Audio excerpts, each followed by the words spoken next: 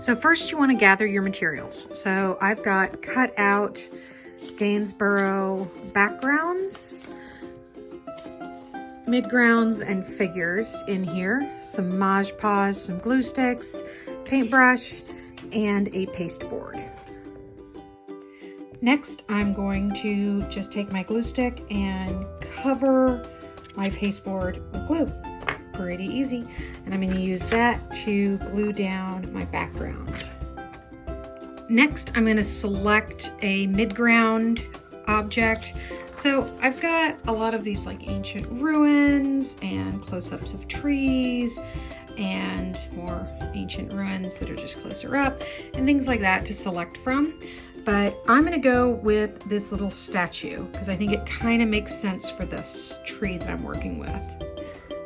Okay, so once you've got your midground figure, and I went ahead and cut mine out a little bit, then you want to look at your foreground figures. So I've printed out several different ones to choose from, and the whole point is that you can just kind of paste any of these on top, because what we're dealing with is an artist who wanted to be a landscape painter and just kind of set portraits on top of his landscapes. So that kind of is the point.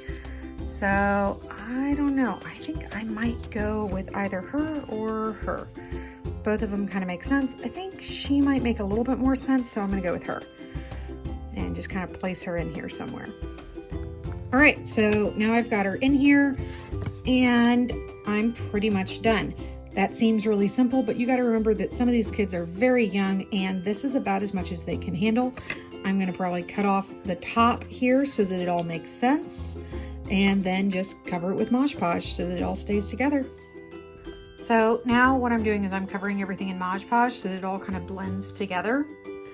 And the nice thing about Mod Podge is it dries clear, and when you're painting it on, it's white so you know exactly where you've put it. This will kind of give more of a painting finish to it anyways when you're done.